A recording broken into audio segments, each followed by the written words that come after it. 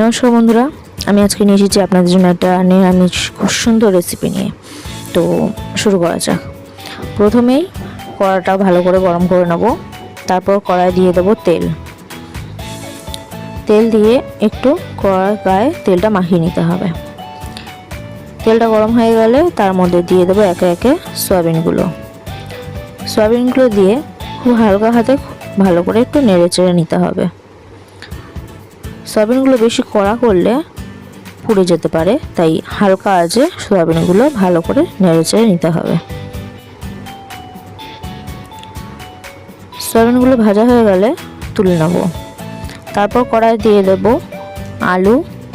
আলুগুলো দিয়ে ভালো করে একটু এপাশ ওপাশ করে ভেজে নিতে হবে। খুব সুন্দর করে লালচে করে ভেজে নেব।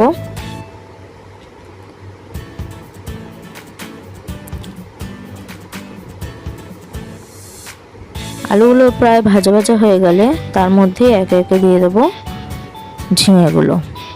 ঝিঙেগুলো দিয়ে একটু ভালো করে ভেজে নিতে হবে, যাতে ঝিঙেগুলো ভালোভাবে মজে যায়। তো আমি এখানে আলু আর ঝিঙেগুলো খুব ভালো করে নেড়ে চেড়ে ভেজে নিচ্ছি।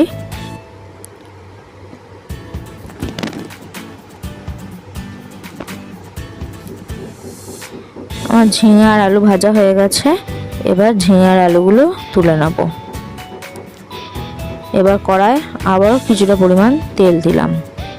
তার মধ্যে দিয়ে দেব 5 ফোড়ন আর সামান্য হলুদ গুঁড়ো দিয়ে দুটো ভালো করে মিক্স করে নিতে হবে। এবার আমি বেটে রেখেছিলাম আদা আর জিরে, সেটাই এর মধ্যে দিয়ে দেব। দিয়ে মশলাটা খুব ভালোভাবে একটু নেড়ে চেড়ে নিতে হবে। আর এটা মাথায় রাখবেন যাতে তলায় লেগে না যায়। খুব সুন্দর করে মিক্স করে নেব। দিয়ে এর মধ্যে একটু জল অ্যাড করব। সামান্য পরিমাণ জল অ্যাড করলাম কষানোর জন্য। জলটা দিয়ে ভালো করে চারদিকে একটু নেড়ে চেড়ে নেব, কড়াই গায়ে যাতে লেগে না থাকে।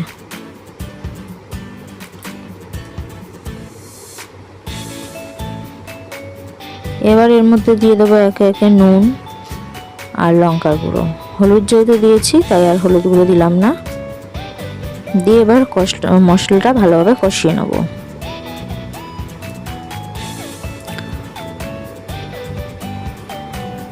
মশলা থেকে তেল ছেড়ে আসলে তারপর এর মধ্যে দিয়ে দেব ভেজে রাখা আলু, ঝিঙে আর সয়াবিনগুলো দিয়ে এটা খুব ভালো করে কষিয়ে নিতে হবে। আলু আর ঝিঙেটা খুব ভালো করে কষিয়ে নেব।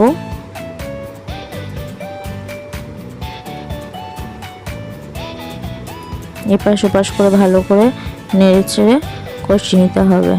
এবার এর মধ্যে আমি পরিমাণ মতো জল দিয়ে দেব। সিদ্ধ হওয়ার জন্য যতটা জল লাগে ততটা জল দিয়েছি। দিয়ে এবার এটা ঢাকনা চাপা দিয়ে দেব।